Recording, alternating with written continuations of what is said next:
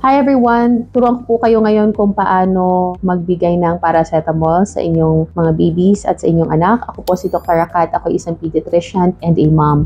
So bago niyo po bigyan ng paracetamol ang inyong anak, important thing you have to check is number 1, the temperature. You have to make sure that the temperature is 37.8 and above. That's fever. And then number 2, you have to know the weight. Kasi po, ang timbang po ng bata, importante yan sa kahit anong gamot, hindi lang sa paracetamol. Kasi dyan po natin binabase kung gaano kadami yung ibibigay natin sa bata. Kung hindi po kayo sigurado sa timbang ng inyong anak, pwede nyo pong i-check yung baby book, kung ano po yung huling timbang niya, i-check nyo po yung record sa health center, and then doon nyo po ibase yung timbang ng bata. Pwede rin nyo pong i-check yung ideal body weight, minsan doon din po namin binabase kung ano po yung timbang ng bata.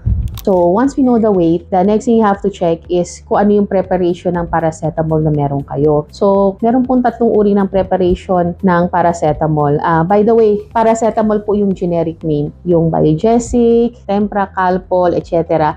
Iyan po ay yung brand name. So, ang importante po na dito, paracetamol ang generic name. So, kahit anong brand meron po kayo sa bahay, okay lang po yan. The next thing you have to check, doon sa label, ano yung preparation. So, ang unang preparation is yung drops. So, ito po yung 100 mg per ml drops. So, usually binibigay po ito sa mga babies. Sometimes can be given up to 2 years old. The second preparation is yung 120 mg per 5 ml. So, ito po nakasulat po sa label, no? And ito po usually binibigay mga 2 years old up to around 5 or 6 years old pwede. And the next preparation is yung 250 mg per 5 ml. So, ito po sa mga older kids. Pero actually, hindi naman strict po yun, ano? Kasi yung 120 mg per 5 ml at yung 250 mg per 5 ml, pwede naman siyang ibigay for between mga 2 years old and above. Depende po kasi yan sa weight. So, your pediatrician will compute it. Minsan, binibigay nila yung 250 mg per 5 ml sa younger kids. Depende kasi sa timbang po yan. So, anyway, going back. So, kung halimbawa, ang timbang po ng inyong baby ay 10 kilos at ang ibibigay nyo ho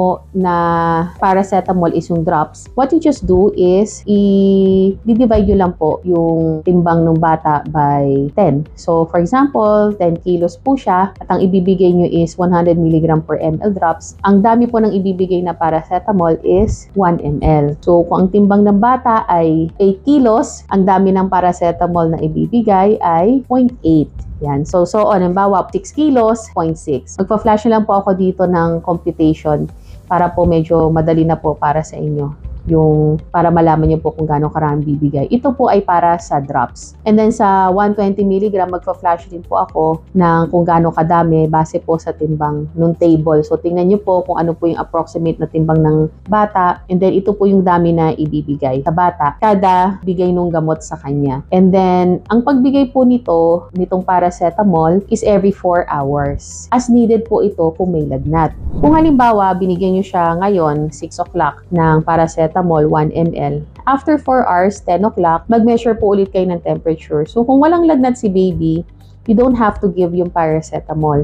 Pero, continue nyo pa po i-monitor yung temperature niya. Halimbawa, after 10 o'clock, measure nyo ulit ng mga alas 12 or 2 a.m. Pag may nahuli kayong temperature na 37.8 pataas, bigyan nyo ulit ng paracetamol. Generally, ang paracetamol naman po ay pwedeng ibigay kahit may kaunting gatas or pagkain sa tiyan, pero may cases talagang pwede naman ding ibigay kahit wala pong laman sa tiyan ang bata. In between po, kung halimbawa yung paracetamol, halimbawa nagbigay ka ngayon 6 p.m. ng paracetamol, tapos 10 o'clock pa yung next dose, parang hindi bumababa yung temperature ni baby. Ang isa nyo pong pwedeng gawin is bigyan siya ng sponge bath. So, sabihin, pwede kayong kumuha ng Bimpo, basain nyo lang ho ng maligamgam na tubig, tigaan nyo.